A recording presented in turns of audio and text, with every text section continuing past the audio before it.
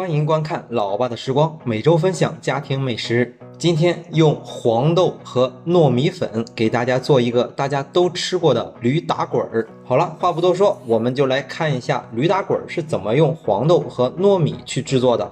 首先准备300克的黄豆，不需要像做豆制品一样用水去泡，用上火180度，下火180度烤至这个黄豆开花。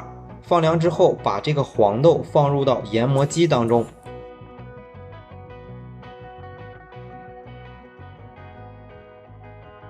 经过几分钟的研制，黄豆已经研制成黄豆面儿。这个地方其实我们可以用现成的黄豆面儿，自己在家里研磨的黄豆面儿，因为设备有限，不是特别的细腻，这个时候需要简单的过筛一下。把没有过筛的黄豆面再放在搅拌机中再加工一次，差不多就已经打成细腻的黄豆粉了。黄豆面就可以放在一旁备用。这个时候准备400克的糯米粉，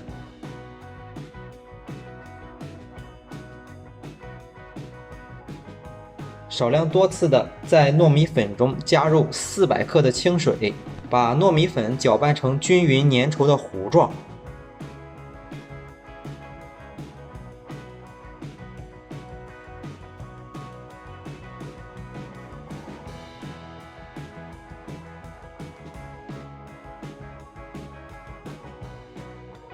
如果想吃甜的，可以在糯米粉中加入一点点的糖，这个需要根据自己的口味去添加。视频中老爸就不加糖了。这个时候取过来2个盘子，把刚才和好的糯米粉糊分2份倒入到盘子当中。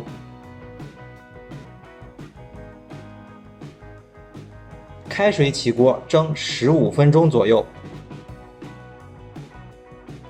蒸好之后就拿出来，把这个食材自然放凉。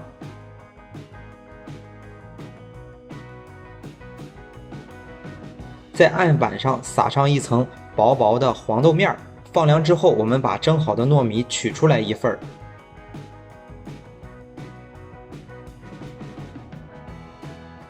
不断的去撒黄豆面，把这个糯米擀成一张薄薄的饼。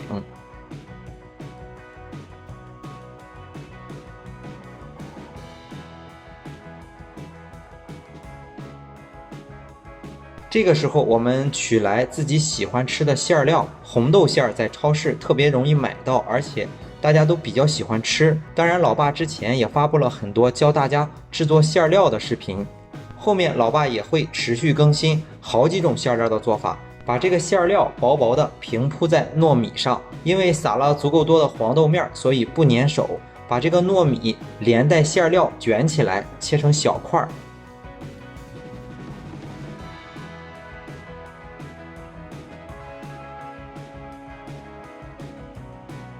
切成小块以后，用一个筛子均匀的筛上一层黄豆面。这个时候我们第一种驴打滚就做好了。第二种驴打滚前面的做法比较相似，只不过这个糯米不需要擀得太大，上一种1半的面积就可以。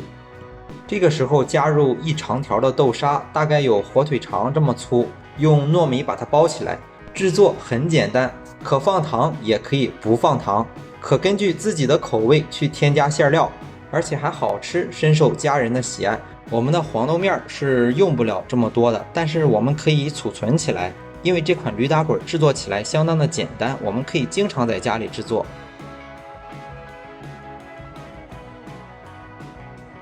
包好之后就像切剂子一样，把它切成一段一段的。这种做法其实就是大小和样子不一样，其实味道都是一样的。切好之后撒上一层黄豆面。好了，到这里我们的驴打滚就做好了。接下来我们就展示一下做好的驴打滚。左边的是第一种驴打滚，右边的是第二种驴打滚。好了，今天的驴打滚就分享到这里。如果大家喜欢老爸做的美食，请帮忙关注点个赞，谢谢大家。为了方便大家去记去看视频中所需要的材料，材料已经备注在视频下方的备注栏。